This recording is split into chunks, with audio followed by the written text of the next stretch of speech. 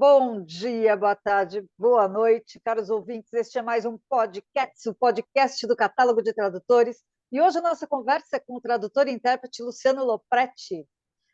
Luciano dispensa apresentações para muita gente, mas vamos lá, para quem não conhece ainda, tradutor e intérprete de mão cheia do francês, do italiano, com traduções literárias e teatrais já publicadas.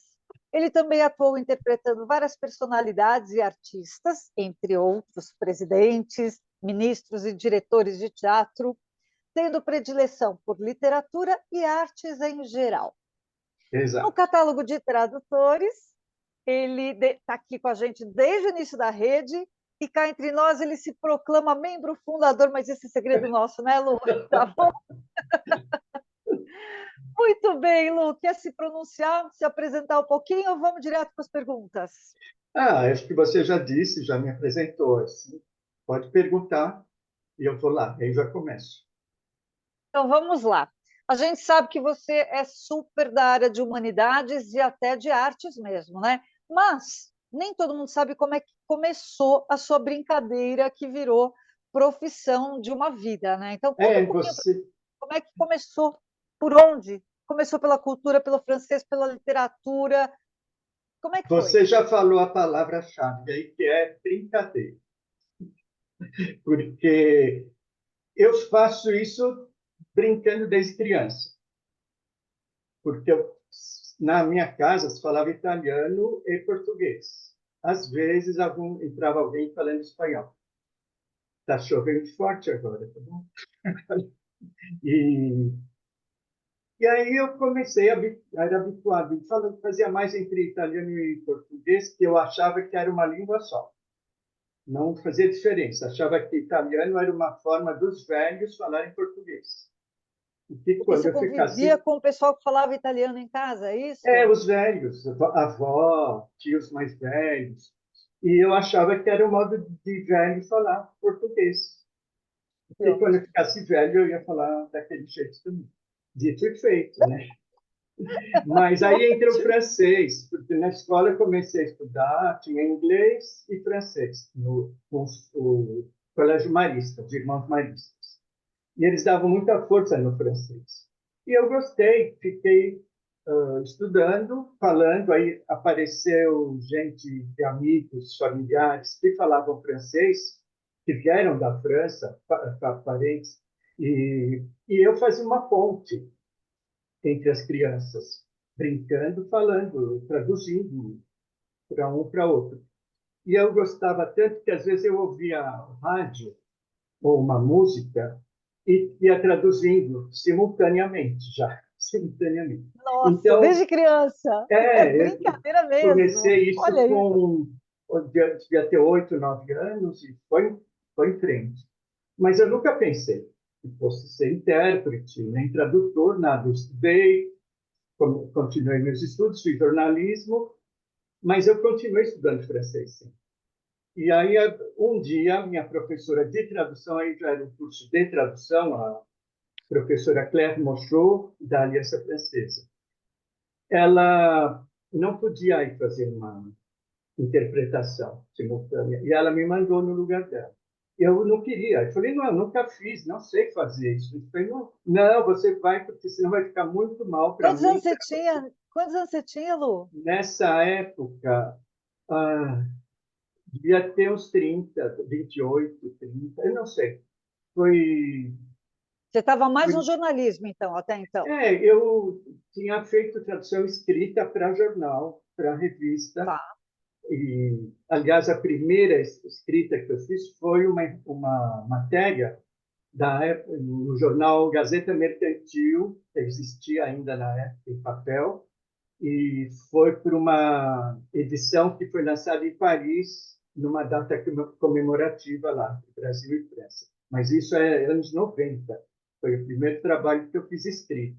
Aí veio esse, ela me empurrou praticamente, nem foi lá, me mandou, entrei na cabine pela primeira vez, não sabia nem direito, e era eu preciso fazer uma pesquisa para saber quem era essa pessoa, porque eu acabei esquecendo, isso faz muito tempo. foi lá na Escola Paulista de Medicina, mas o assunto não era medicina, graças a Deus. Era um médico, mas ele ia falar mais de viagens, de vida, da vida dele. Ele era tipo um filósofo. Se eu não me engano, era o Michel Serres. Eu preciso confirmar com o pessoal. Quem organizou foi a Associação dos Antigos Alunos do Liceu Pasteur, que convidaram-no para vir fazer essa conferência, aproveitando que ele estava em São Paulo.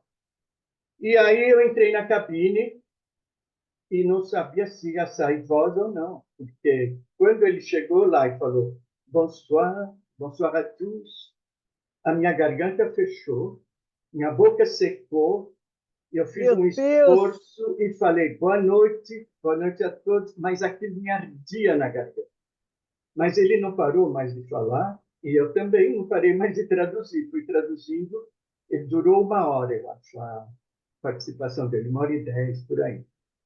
No final, ele veio falar comigo, eu já tinha falado antes, ele veio falar comigo na cabine e falou assim, meus parabéns, eu percebi que quando eu falava alguma coisa engraçada, levava alguns segundos, sei lá quantos, mas o público reagia rindo ou fazendo tinha alguma reação. Falei, então é porque a tradução está funcionando bem. Então, ele veio fazer esse comentário para mim e me deu os parabéns. Falei, bom, então eu sei fazer.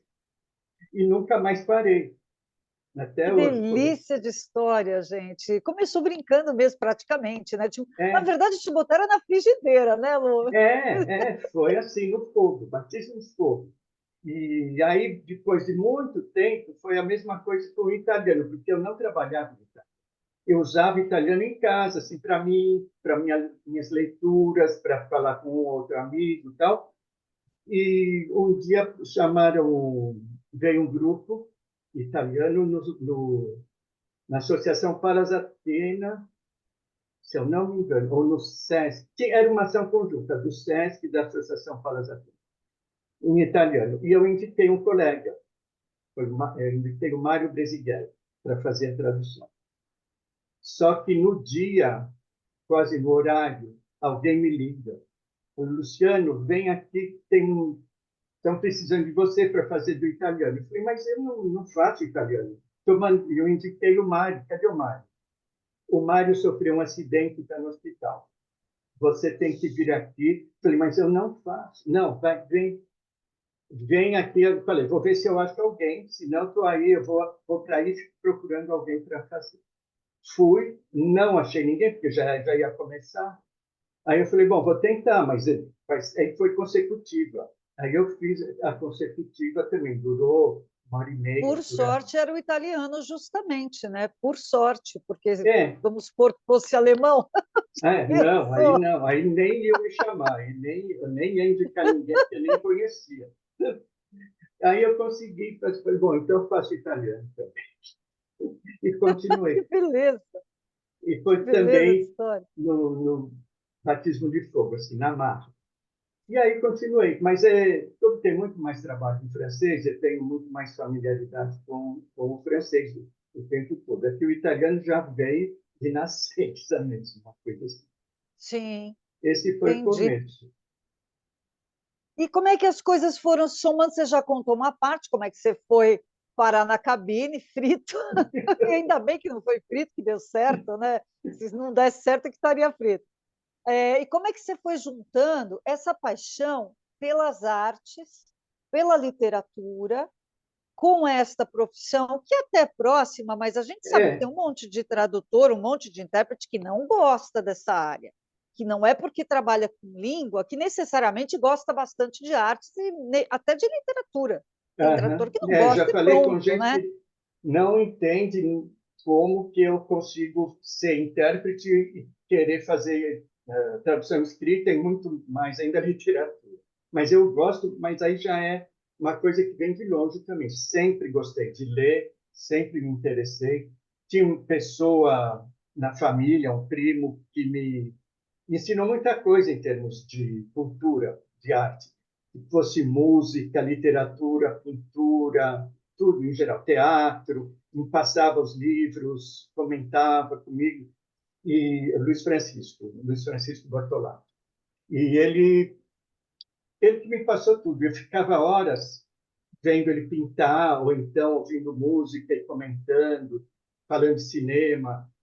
Então, peguei gosto mesmo. E, fora isso, tem um lance também muito interessante que eu acho. Eu devia estar começando a ler também, devia ter uns 8 anos, e o meu pai me trouxe um livro que era sobre o Marco Polo, uma biografia do Marco Polo escrita para crianças, viagens de Marco Polo, uma coisa assim. Eu li e adorei o livro, li umas 3 vezes. E aí, no livro, ele falava, contava-se que ele acabou sendo intérprete do imperador da China. Ele aprendeu chinês, o mandarim e outras línguas que ele aprendeu no caminho de Veneza até Pequim, e ele acabou sendo embaixador, um representante do imperador para os outros governos. E eu acho que aquilo ficou no meu inconsciente, não sei explicar. Eu sei que eu sempre tive uma admiração muito grande pelo Marco Polo e por essa atividade dele de diplomata e intérprete do imperador, embaixador. E quando comecei a trabalhar, eu nem lembrava disso. Depois que eu falei, nossa, mas isso ficou na época que eu estudava a tradução, eu até pensei em fazer o concurso para o Itamaraty, no Rio Branco. Mas foi a mesma professora, a Claire Michaud, que me dissuadiu. Ela falou assim, não, você não precisa fazer isso, você é uma coisa muito chata. Você não vai ser embaixador na França logo de cara. Se for, vai demorar muito tempo, né? Você nem vai me querer. Faz jornalismo, continua no jornalismo, Nossa, traduz. igualzinho a minha professora de português, quando eu fui falar do Rio Branco, exatamente, ela Olha falou, aí. faz jornalismo, porque você tem que escrever, porque não sei o quê, exatamente a mesma coisa. Porque eu acho que eles tinham essa visão já. É uma profissão ingrata, porque de repente você pensa, vou falar inglês, falo francês, falo alemão, vou para a Europa, vou para os Estados Unidos. No fim, você acaba num lugar. Eu tenho uma amiga que, mesmo sem ser diplomata, mas ela acabou sendo um tipo de vida cultural, não lembro direito. Ela foi parar em Maputo, numa época horrível, e ela voltou precisando de 1000 tratamentos psiquiátricos, Nossa, porque ela nossa. não tinha nem com quem falar. Ela mal falava espanhol, nenhuma outra língua. Aí ficou. Ah, mas lá falam português. Falam, algumas pessoas falam português, outros falam, sei lá quantos dialetos diferentes que tem por lá. Então, ela me dissuadiu de fazer de carreira diplomática, aí eu acabei sendo tradutor interno. Foi assim que começou. Foi assim que a gente ganhou o Luciano para a rede, tá, gente? Então, agradeço essa moça. Muito bom. Lu, agora vamos lá, vamos aprofundar um pouquinho essa sua paixão. O Luciano, vocês perceberam, né, gente, que cultura é o nome dele. Eu desconfiava que tinha a ver com formação, porque quando a gente pega dois elementos que você tem muito fortes, tem essa característica, esse repertório cultural, de um lado, né, que tem cara de formação, e o próprio idioma francês, que o idioma francês não sei, pode ser mito ou pode ser uma visão nossa de brasileiro, mas o idioma francês é sinônimo de cultura para nós ainda, né? Não que Não, os outros não sim. sejam, não é isso. Mas, enfim, né, gente, vamos combinar. Então, seguindo essa linha, vamos aprofundar um pouquinho. Eu queria saber quais suas preferências literárias como leitor, de um lado, e depois como Deus. tradutor, o que você gosta mais de traduzir? Inclusive, se essas duas coisas coincidem ou não, que às vezes, curiosamente, nem tanto. Fala para Sim. nós. Bom, você está fazendo as perguntas que me levam sempre para os fatos mais pitorescos, né? E eu acho que é mais Que interessante bom, falar, porque senão opa, que falar bom, sobre pode falar. falar o comum não tem muito interesse. Você falou de leituras. Deixe-me lembrar que tinha uma história boa para contar sobre isso. Eu leio tudo.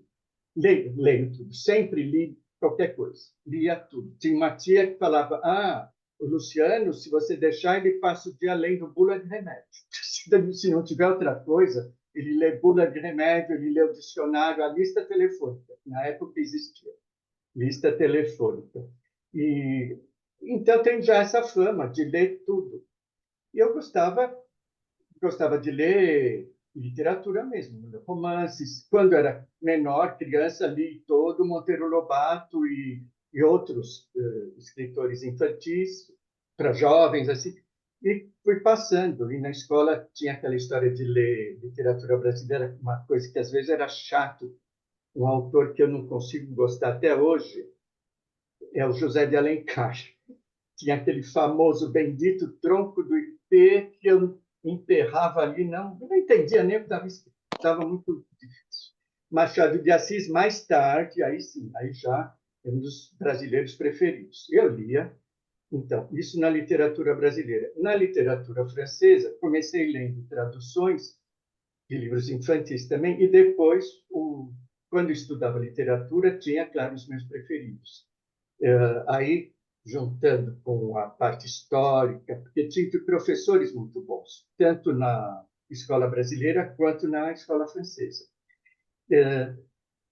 Na escola brasileira tinha Maria Helena Muniz, professora de português, irmã do Lauro César Muniz, e ela era excelente. Como eu fui para a área de ciências humanas, tínhamos três matérias de língua portuguesa, que era gramática, claro, literatura e comunicação. Então, 3 vezes por semana, pelo menos, tínhamos aula com ela. Depois, na escola francesa, tinha literatura e história francesa também. O professor Paul Guichard, que era historiador. E na literatura e na tradução tinha a Claire e outros professores. Aí eu gostava muito, juntando a política também que me interessava, a história social, tudo isso, economia. Gostava muito do Émile Zola. Estudava muito o Émile Zola. E também o Flaubert. Flaubert era pelo estilo, pelas frases, tal. Até mesmo poesia, que eu nem sei, não fui muito amigo sempre de poesia, mas tinha coisas muito interessantes que eu gostava, de Apollinaire e outros. Até que caí mais, quando eu já estava bem avançado, no Boris Vian. Boris Vian era já dos anos 50, 40, 50, e eu era um autor que eu admirava muito, porque ele era tipo um homem dos 7 instrumentos, um homem orquestra, como dizem em francês. Ele escrevia romances, poesia, crônicas, era jornalista, era engenheiro, era inventor, era, como se diz, comediante, humorista, desenhista. Ele fazia de tudo. Nossa, Muito e não é nem amigo. 7, não são nem 7, são mil e Não, uma muito utilidades. Era mais. um autor bombril. Multi-instrumento. E ele aí, através dele, conheci vários outros. Já tinha ouvido falar, Jacques Prévert, e os surrealistas, porque ele vem dessa veia surrealista. E eu sempre fiquei pesquisando e fuçando nesse setor. Então, gosto muito do surrealismo, no aquele grupo Oulipo, aí foi desembocar na minha primeira tradução para teatro. O grupo Oulipo, que ele fazia parte, junto com outros, com Raymond Queneau, e do lado italiano, Italo Calvino, que morou na França há um tempo e fazia parte desse grupo, que era muito experimentalista.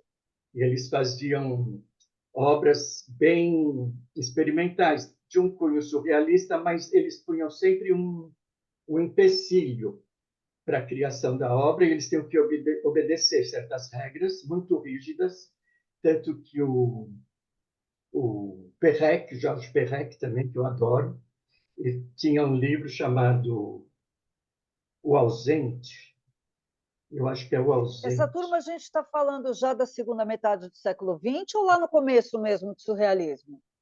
Não, eles estão um pouco antes da guerra. Anos Tá, 40, anos 50, encostando nos anos 50. Mas eles tá, continuaram, o Queneau, o Italo Calvino, até bem mais próximos de sim. nós. Mas ele escreveu esse Ausentes porque era um romance inteiro sem usar a letra E, Ok. sendo que em francês a letra E é a mais frequente, seria como a letra A em Não, ele português. conseguiu fazer isso, mas ele conseguiu fazer isso? Que é Conseguiu. isso? Acho que não fui eu quem traduziu, mas foi traduzido para o português. Eu não sei como, porque aí, perdão, só um aí entra a história da recriação. Às vezes, uma obra, principalmente obra poética, literatura em geral, mas na obra poética, você tem que recriar. E tem essas Sim. limitações todas que eles se impunham, fora a limitação já que existe, por exemplo, na poesia, métrica, rima, número de versos, tudo aquilo. Mas ele ainda punha mais. O Raymond Queneau, que me seduziu com essa obra chamada Exercícios de Estilo, a imposição que ele se pôs era contar a mesma história, uma historieta simples, banal, 99 vezes, cada vez num estilo literário diferente, num estilo de escrita diferente. 99, 99 ele e parece que conseguiu. ele até acrescentou algumas depois.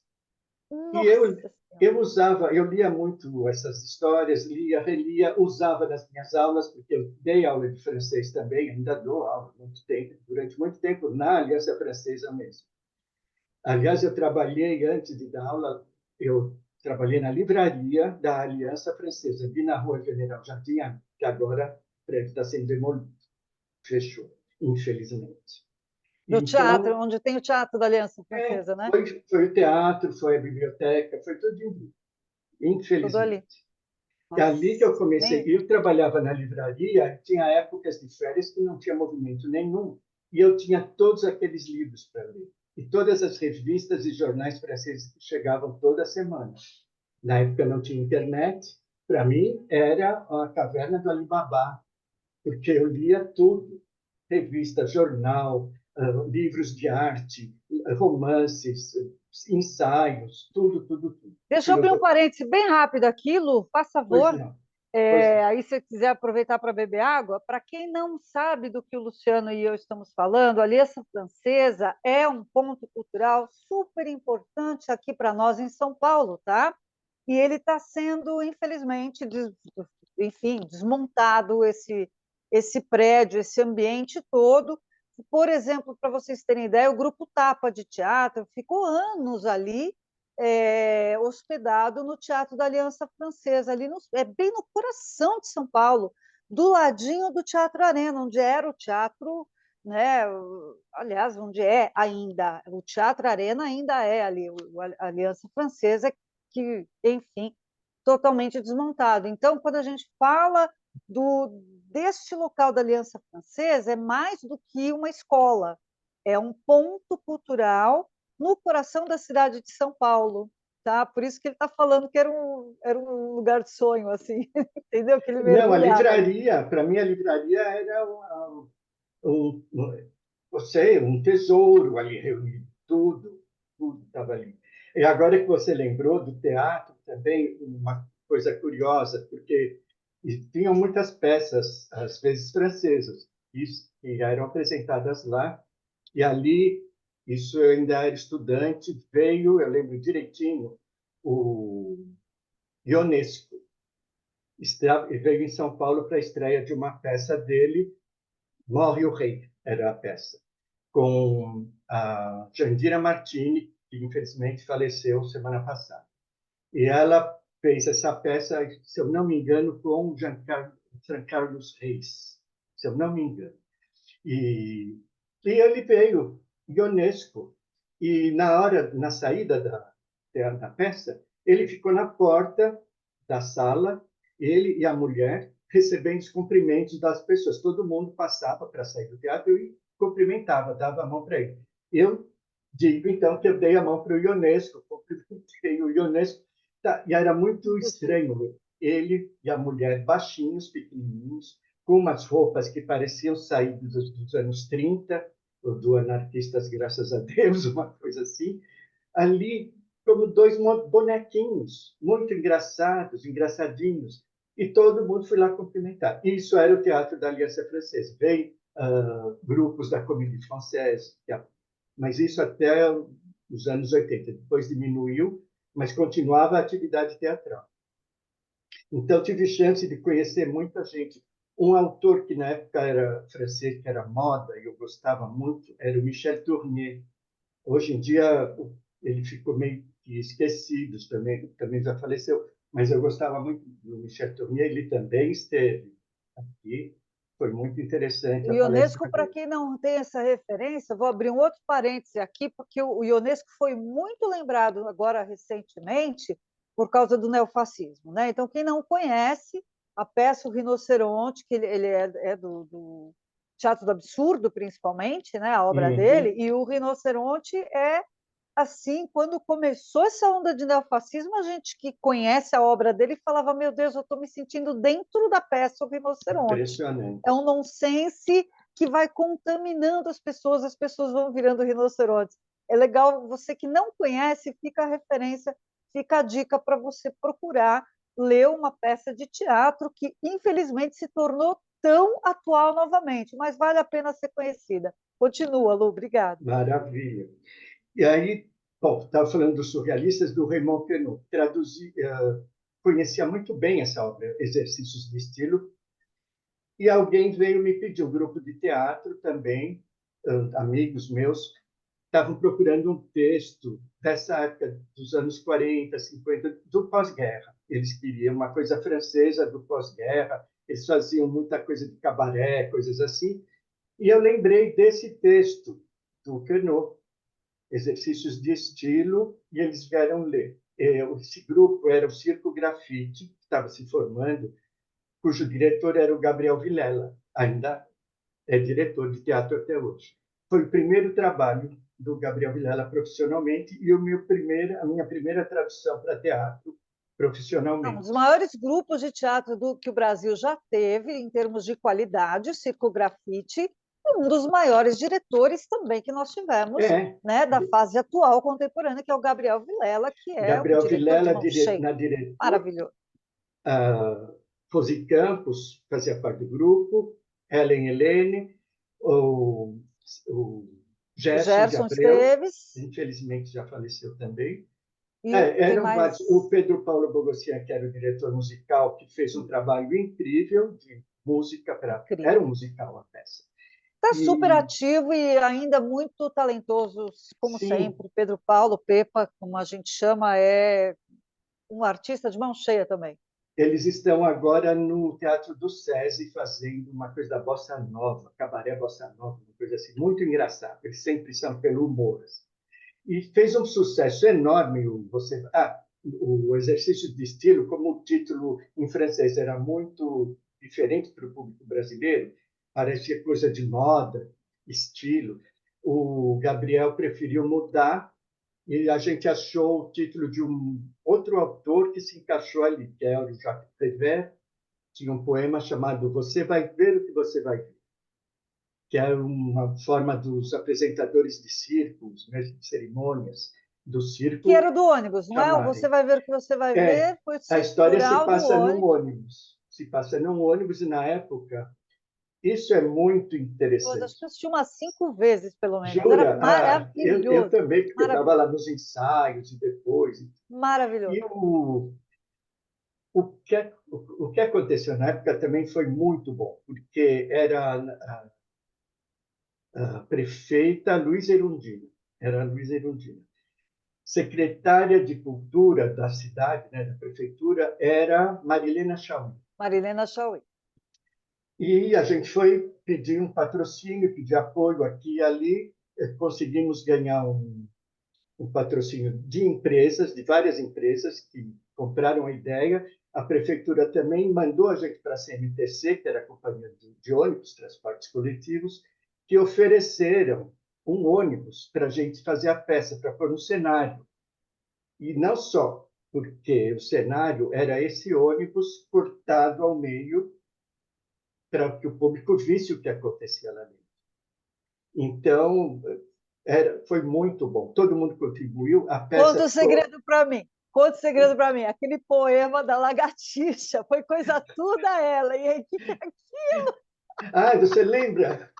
La lagartiche, c'est un biche qui s'espiche na parede.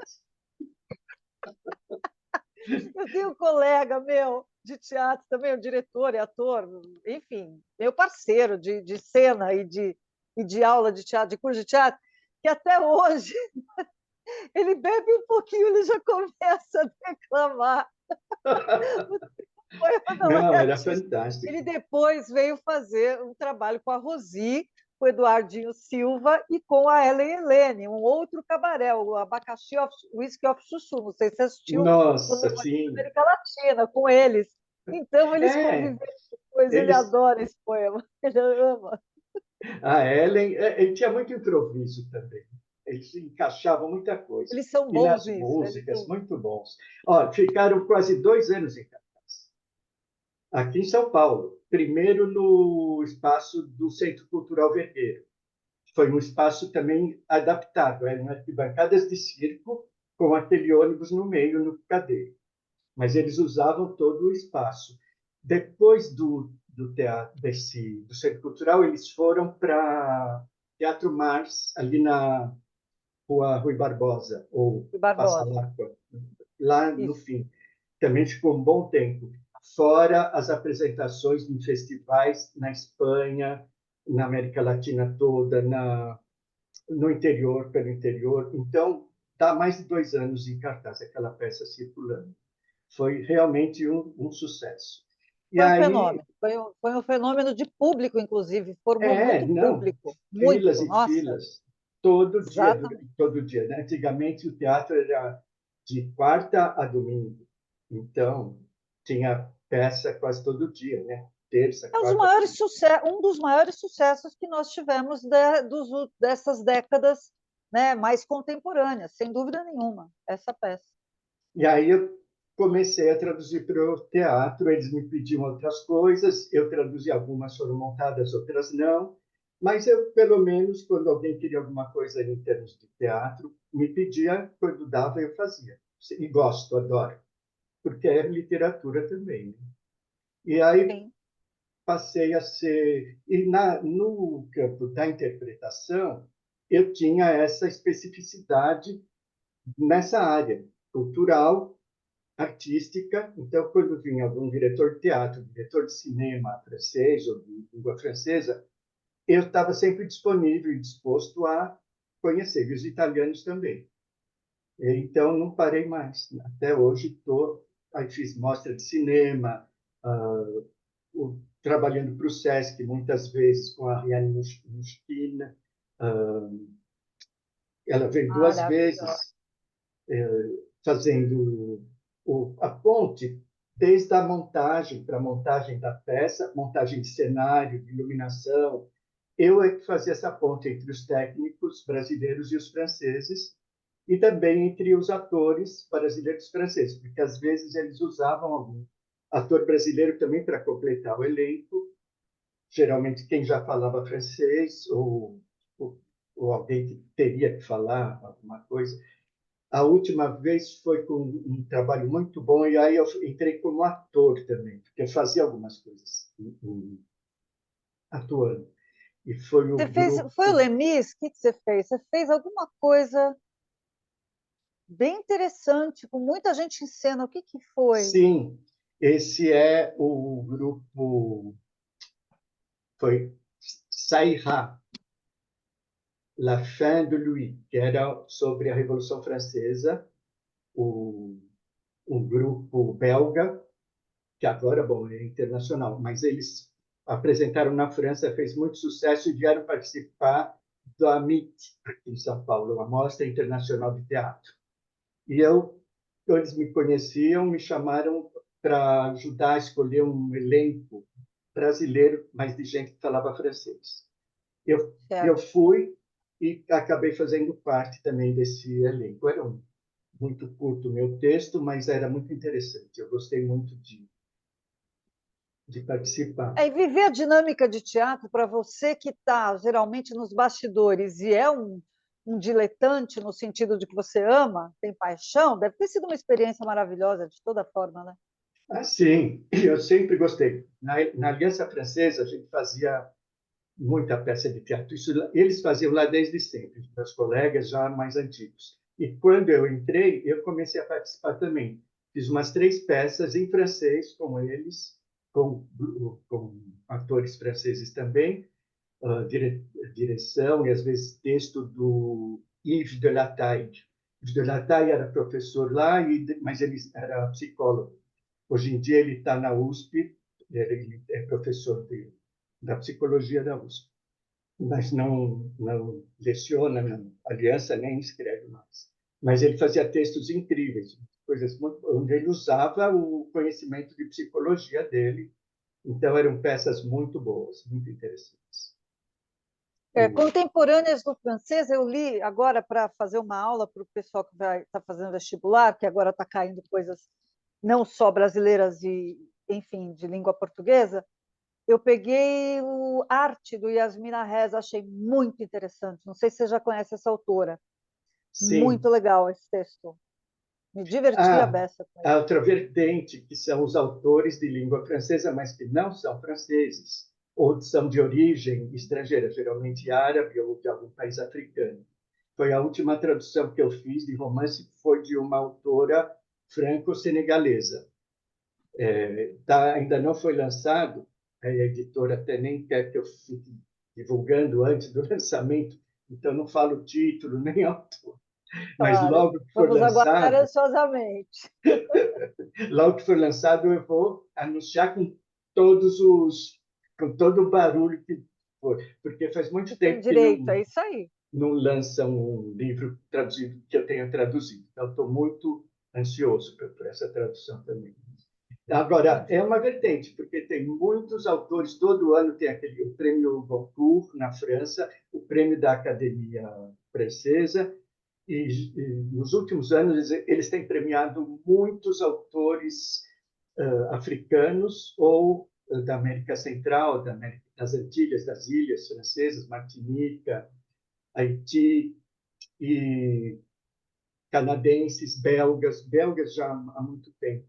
Mas a tendência atual é desses franco-africanos, muitos autores e bons, muito bons. Finalmente, que bom, né? Que bom que isso começa a ser reconhecido também, porque demorou, né, Lu? E é Sim. importantíssimo, né? Que nem a gente também, a gente está falando deles, mas a gente também, em língua portuguesa, demorou bastante, né, para assimilar Uhum. o pessoal de África na E a nossa cultura. Couto e É, outros. é isso. Bom, eu vou te fazer mais uma pergunta. Eu queria fazer um monte, mas eu fico preocupada sempre com o nosso tempo. Agora Temos. eu vou te fazer a pergunta seguinte: qual foi o maior mergulho seu numa tradução, numa obra para poder traduzir?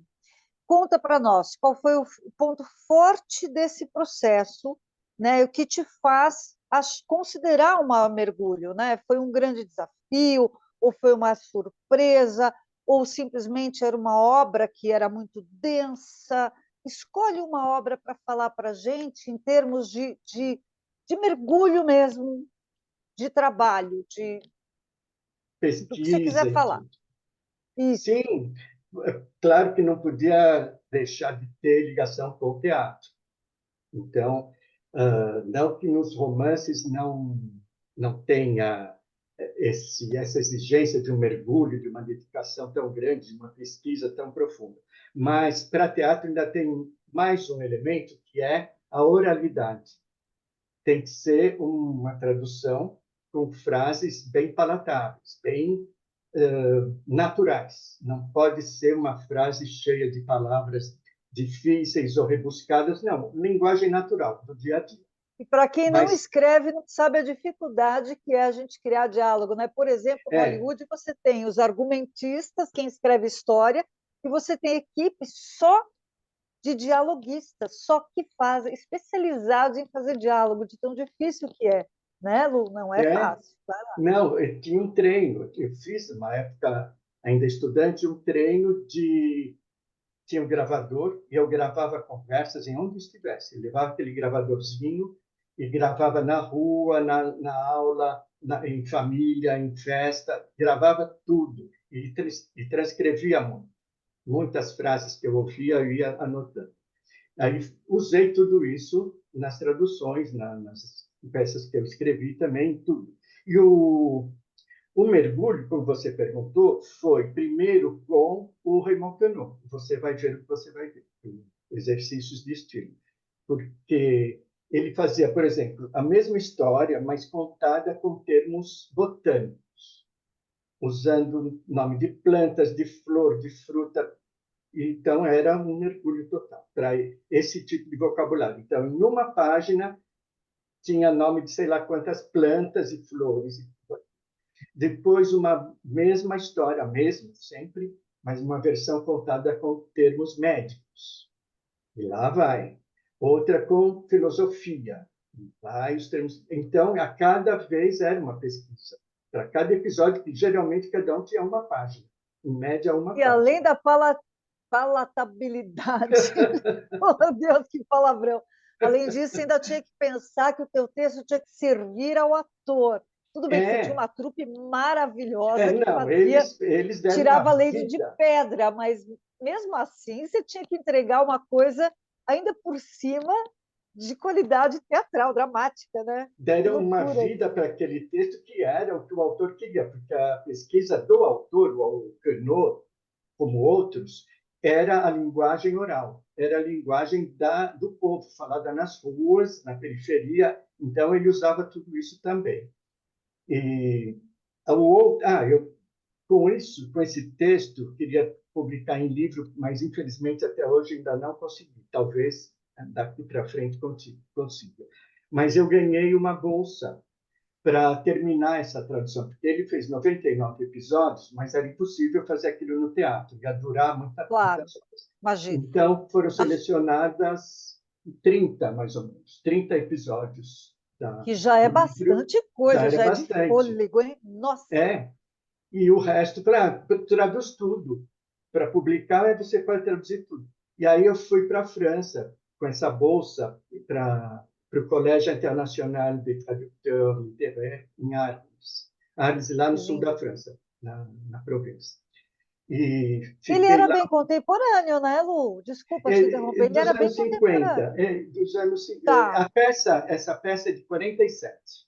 Ele escreveu tá, em tá, não 47. era tão contemporânea, só era Não, recente, tá. ele morreu nos anos 70, talvez, final de 60, começo de 70, e É que ele era vocês deram uma atualidade para aquilo que parecia que era contemporâneo, né? Foi muito numa bacana. cidade, uma história de ônibus e tudo. A prefeitura adorou, imagina. Uma coisa bem popular também, era PT na prefeitura, era tudo aqui.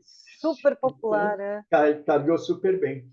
Agora, depois, o que aconteceu? Ali, fiquei, acho que, uns 45 dias, e depois continuei lá em Arles, fazendo essa. Aí aproveitei para pesquisar outros autores da mesma época, fazer outras coisas que eu levei para fazer também. E, porque a peça já estava bem adiantada. O outro mergulho, esse é interessantíssimo. Esse que eu quero comentar justamente com a Ana Júlia, que é um trabalho de... É um monólogo também, que é chamado Nada a Fazer, Rien à faire. Nada a Fazer, do Fabrice Adjad. Adjad, que Inspirado seria... lá no Godot? Inspirado Não, lá no Beckett ou não? justamente, tem esse título, Tá. sim, porque é o Rien à faire e tem a ver justamente com o tédio e um monte de outras coisas. Mas não, esse foi um mergulho, porque ele explica, é uma metalinguagem, metateatro. Ele está contando, ele tem o prefácio, que também faz parte, ele conta como fez o texto, e o texto do monólogo é como falar com o público e dizer, é uma mistura do teatro e os bastidores do teatro. E ele usa termos também de várias áreas, várias áreas. Então, Isso foi foi um... montado aquilo? É recente? Me conta mais. Não, Agora eu fiquei louca. Agora eu fiquei sim, curiosíssima. não, que eu saiba, não. Não tem uma montagem profissional. Parece que tem um grupo amador que fez, assim como um que eu gostei muito, mas não é um mergulho tão profundo, embora fosse difícil, que é o Migrantes, que ele escreve com um monte de A, Migrantes, que é do um autor romeno. O nome está me fugindo agora, isso já faz um tempo. Os dois foram montados aqui, mas por grupos amadores. Não sei por que profissionais não se interessaram. Talvez ainda se interessem, porque as peças são excelentes e são super Ah, eu quero atuais. ver. Nossa, eu quero Muito, muito ver, muito quero atuais. muito. Então, também foi um mergulho com o Fabrício Adjante. Os dois, bom, você vai ver, não, ainda vai ser publicado, mas não sei quando, e o do Fabrício já está publicado, que é pela editora Realizações, uma O Nada a editora, Fazer, o Nada a Fazer. o Nada a Fazer. De quando, Lu? De quando que é essa publicação? Tem uns 2 anos, mais ou menos. Ah, que beleza. E Vamos divulgar isso. eu gostei muito de fazer, e foi realmente um mergulho, como você perguntou. Foram grandes mergulhos. Não, já despertou a atenção de cara, ainda você falando desse mergulho. Nossa, já fiquei curiosa. Eu tenho certeza que os nossos ouvintes também ficaram curiosos, e eu vou até aproveitar para dar o gancho para o nosso próximo papo. Quem ouviu o nosso último podcast, que foi com a maravilhosa Ana Júlia Perrotti Garcia, sabe que a gente está fazendo uma traquinagem, a gente está fazendo um bem bolado. Vai ser muito bom. A gente fez uma entrevista aqui com ela, com aquele livro maravilhoso, bilíngue, que ela lançou, da tradução do Médico e o Monstro, né? Que não adianta, a gente fala o Médico e o Monstro, tá? Do Dr. Jekyll e Mr. Hyde, quando o Dr. Jekyll encontra Mr. Hyde, esse é o título, né? Da obra da professora Ana Júlia, bilíngue, maravilhosa. A gente combinou que aí a gente ia fazer esta aqui que vos fala, esta entrevista com o Luciano, e depois a gente vai fazer a traquinagem de juntar as duas pessoinhas, porque vai dar muito samba, gente. Vai dar muito samba, essa discussão vai ser maravilhosa. Então, assim, eu vou fazer uma pergunta, mas que já você vai responder rapidamente, porque a gente vai mergulhar mais profundamente, Lu, depois com vocês dois. Mas eu não queria Certo. fechar sem fazer essa última pergunta aqui, E ó. será? Como é que é a parodiando a música da Adriana Calcanhoto, quem é o Luciano Autor, o que ele escreve, por quê e para quem? Para quem? Esse é um gancho para outra coisa já, porque aí é o lado de autoria. Tem algumas Isso, dá coisas só, que eu escrevo. dá só um gostinho para nós, porque a gente sabe que a gente vai conversar isso mais com a Ana Júlia lá na próxima, mas só para Sim. a gente fechar com um gostinho de oba, a gente vai ter mais disso depois. Bom, como não podia deixar de ser, é texto teatral, é para teatro. Tem um outro monólogo que eu escrevi, e tem um que é baseado em poemas do Jacques Prévert, mas com os quais eu completei com diálogos de ligação entre eles, e mesmo os poemas fazem parte desse diálogo entre duas crianças, mas que crescem, que passam por milho super atual também, porque é uma menina de rua que encontra um menino de uma classe mais alta.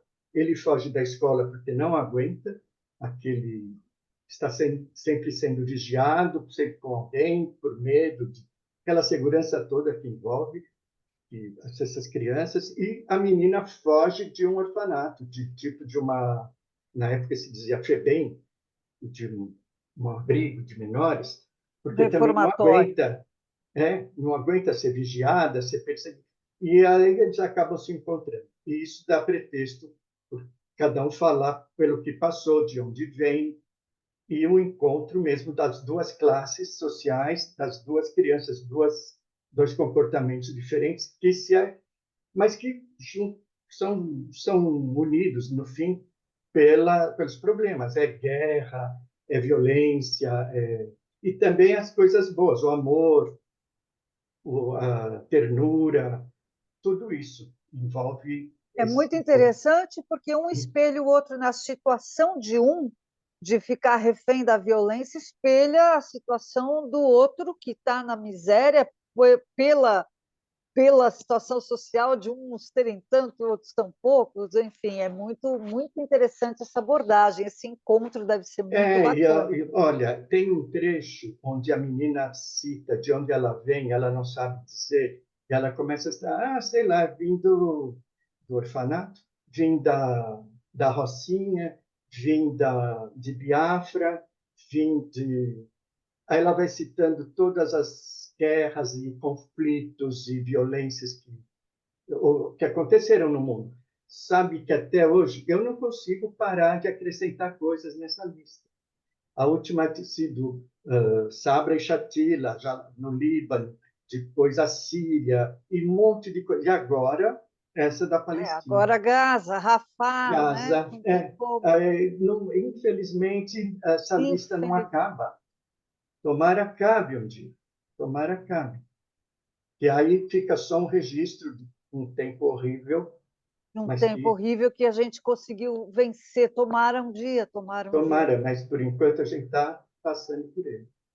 Por enquanto, a gente tem que escrever muitas obras desse tipo, porque mesmo assim parece que a ficha do ser humano, de um modo geral, assim, em termos de espécie, não cai, né? De Não, muitos demora de para cair. nós, sim, mas em termos de espécie, a gente está longe, né, Lu? É uma tristeza. Esse já é um outro papo. Já, É, infelizmente, a tradução não resolve. Deveria, mas é. não, nem a tradução, nem nada parece Ajuda, né, resolver. Lu? Ajuda a gente a tentar se comunicar melhor, assim como a arte. A arte é para botar o dedo nessa ferida e apontar um caminho mais esperançoso, fazer renascer as utopias que parece que a gente perdeu. No fundo, quem trabalha com humanas e artes, eu acho que não perde isso de vista, né? Eu acho que isso Não, está sempre no nosso não horizonte, Lu. a sorte, é o que mantém a gente vivo, né? É a arte, essa parte mais sensível, porque aquela frase famosa, quem que disse? A arte existe porque a vida não basta. Não basta, não basta. Nós precisamos do sonho, da arte, da beleza. Então, eu gosto muito de colaborar com essa parte também. Embora, às Precisamos vezes, tenha que. transmutar, né? Transmutar a vida, assim como você falou, vou usar que os irmãos Campos, acho que o Haroldo de Campos falava nessa tradução que recria a obra, ele usava o termo transcriação, eu adoro esse termo, porque é bem isso que Uhum, a gente é faz o que mesmo. tem que ser feito. A gente tem que transcriar na literatura, na língua, enfim, e tem que transmutar na nossa realidade, né? Transmutar em É, algo melhor. É porque isso. quando precisa, a tradução está ali, numa conferência internacional, numa discussão internacional, de conflitos, em fóruns, tudo bem, mas não basta. É preciso Não, também aliviar essa tensão toda, aliviar todo esse sofrimento. Então, é através da arte, da música, do teatro, da literatura. Vamos lá, a o que a gente gente se vê puder. compelido a contribuir de alguma forma mínima que seja, porque a gente está tão distante, mas ao mesmo tempo tão perto, né? Tão longe, tão perto. É o filme do Wim Wenders, né? Que tem esse título, Tão Longe, Tão Perto. Que, se eu não me engano, é o filme que fala do anjo, né? Que está aqui, que vem para a Terra, que é virar humano. Eu acho que essas coisas, de certa forma, gozado como a gente vai lembrando dessas referências, e de certa forma elas vão convergindo, né? Uhum. Essa é a maravilha da arte. A gente vai convergindo coisas, lembrando de coisas, mas enfim, isso já é para outro papo, gente, que a gente já está se alongando. Então, vamos fazer o Sim. seguinte: vamos convidar o Luciano. para voltar aqui, obviamente, Com com a prazer. dona Ana Júlia. Vamos Aliás, só mando um marcar, porque já está grande combinado. beijo, grande beijo para Ana Júlia. Quero muito falar com ela, participar com ela desse programa. Ela vai ouvir isso aqui certamente, assim como você está ouvindo a entrevista dela. E, gente, a gente vai se despedindo aqui, morrendo de inveja desse ser que pode ler o Dario Fo no original, que deve ser o máximo, ler o Dario Fo no Ah, e a parte original. italiana, isso fica para outro dia. É. Nossa, não é porque o Dario Fo é muito difícil, meu Deus do céu, que maravilhoso que deve ser ler ele no original. Depois te conto uma do Dario Fo. Ótimo, fica já para o próximo papo e a gente vai se despedindo, tá? Este foi mais um podcast, o podcast do Catálogo de Tradutores, com Luciano Obrigado. Lopretti, esse tradutor e intérprete de mão cheia aqui do francês e do italiano. Obrigada, Lu. Obrigado a Beijo no você. Grande coração. beijo. Tchau. Saindo.